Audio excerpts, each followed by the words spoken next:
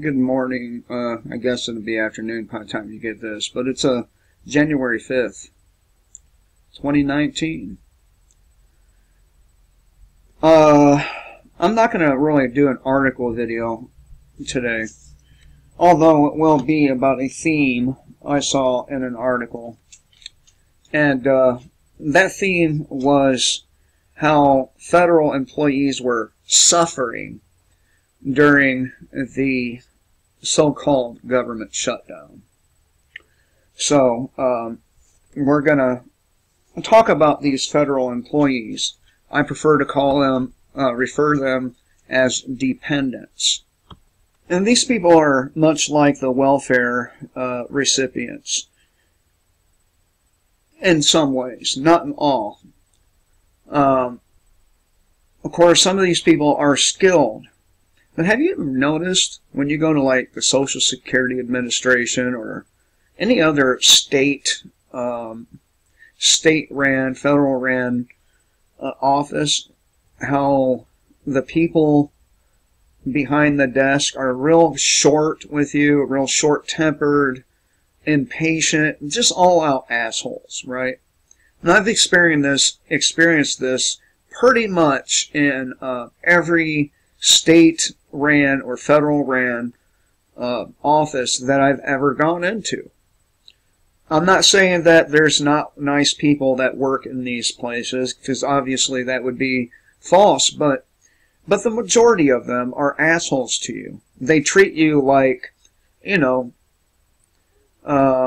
you're beneath them. I know you've gotten the same treatment.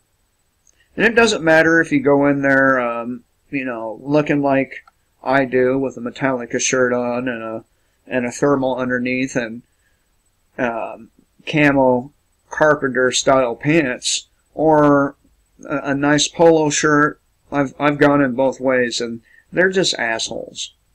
So before you go feeling sorry for these people, you remember that they survive on your dime. It's your tax money that pays for their jobs, right? And, well, you shouldn't go around feeling sorry for assholes, should you? And they are. They're assholes, and you know them, right? You know you've been treated the exact same way by these people. They act like a lot like cops, but without the arrest power. You know, they're real fucking assholes. And that's been my experience with you know, these agencies, no matter which one it is. And of course, one time I was trying to get my license back in Michigan. They took it for distribution of marijuana for 6 months. When I went to get my license back, they gave me the fucking runaround, and I was like, God damn, no wonder Timothy McVeigh bombed you motherfuckers. Well, that didn't sit well with them. Not well at all. And this is back before, you know, you can really dig into research on the internet and stuff, and I was pretty ignorant as to what the deal was with that particular false flag. But nonetheless, I said it, and when I got home, the entire block was taped off. You couldn't get in or out, and my home had the likes of the ATF, local police, the sheriff's department, you name it. They were there. And, of course, they let me walk up there, and they asked me if I had any nickel nitrate, and they kept asking about other types of chemicals. Meanwhile, there's weed all over the garage. I mean, I used to get weed in pallets, so I'd have to cut it up with a saw, right? And well, I cut up the weed, and weed dust flies everywhere. There's weed, guns, all kinds of shit in the garage. And they just left it all there. They left it all there, and they came to look for bomb-making material. So that was fun. That was fun. But the article, I mean, it was real sympathetic to these people. And they, just like the welfare recipients, are dependent on you, and yet they treat you with utter disdain. Both sides, both people, right? Both types. You know, the welfare recipients, you just can't give them enough, can you? They always want more and more and more. But the state and federal employees, and they are assholes, and you should not feel bad when they lose some money during a shutdown. I would like to see the government not exist at all, and therefore those jobs not exist. What would these people do if they didn't have a government job? Seriously. The only difference between the welfare recipient and the government worker is the government worker is willing to work. Now, I've known a lot of people, and they're all drug addicts.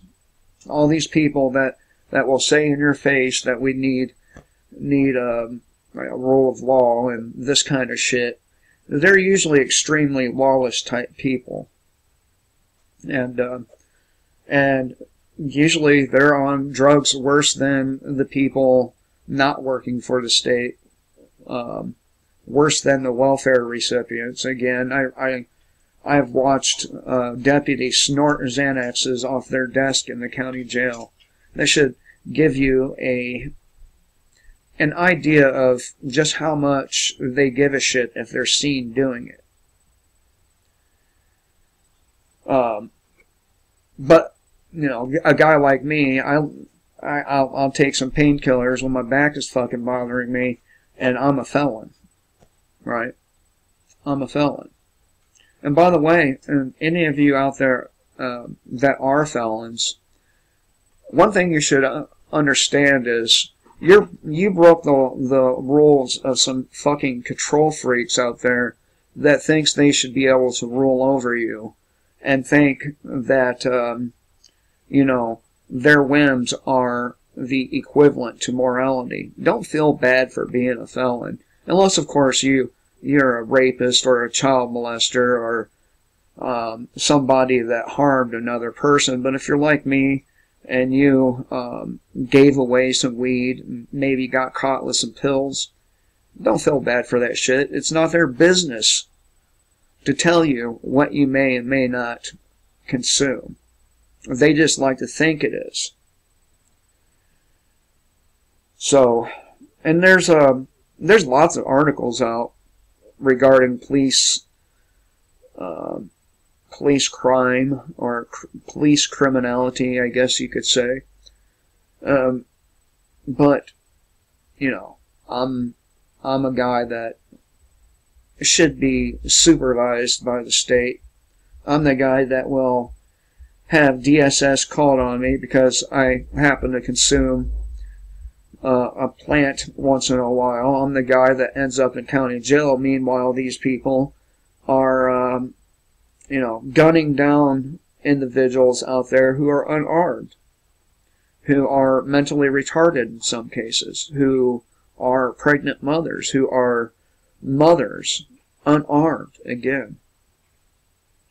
Then you have the likes of Donald Trump wanting to aid the gun grabbers, and they will. He will aid them. I think that would be the one thing that would get the Democrats on his side. I think probably that would be the only thing to get Democrats on his side, is for him to implement gun confiscation. All these people are talking about martial law on YouTube and how Donald Trump is supposedly going to declare martial law, QAnon, that faggot. But look, if he declares martial law It won't be for the Clintons. It won't be for capturing people like George Soros or any of the Rockefellers or the Vanderbilts or any of these people. It will be used to confiscate your guns. So all you idiot patriot people out there, and never ever refer to me as a patriot, because I'm not stupid enough to pledge my allegiance to a geographical location while the entire populace is full of psychopaths, backstabbers, liars, and people that would have a guy like me locked behind bars. So I'm not a patriot by any stretch of the imagination. I think patriots are morons. And they will come after you. They're not going to come after the Clintons. They're not going to come after these people.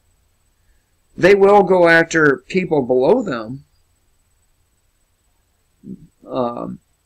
which should tell anyone who works with the Clintons or the rest of the criminals that probably you shouldn't work for them, because at the end of the day, when all is said and done, they will sacrifice you to the prison system. Meanwhile, the Clintons and Trump and the rest of them, they continue to get richer by selling influence, among other things. Our infrastructure. So, don't feel bad. Don't feel bad for the state employees. Don't call yourself a patriot. Don't abide by the laws written by other people for you.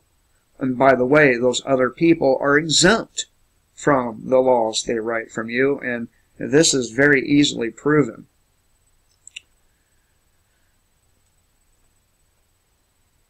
Don't be somebody that refuses to think for themselves. Don't say you're red-pilled when you are promoting a political ideology. Either ideology, right or left. If you're a patriot, you're blind. If you call yourself a patriot, you're ignorant. And the reason I say that is because you're being patriotic to something that does not deserve your loyalty. Doesn't deserve for you to stand up for it.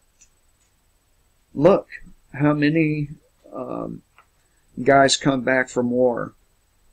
And I'm not dissing the veterans. Obviously, they're pretty brave dudes, right? But the thing is they go in thinking, a lot of them, that they're fighting for the Constitution and whatnot. And once they get there, they find out that, no, this is not the case. They're fighting for bankers. They're fighting for corporations. And the same goes for police. They're not there to protect you. They're there to protect the criminal code.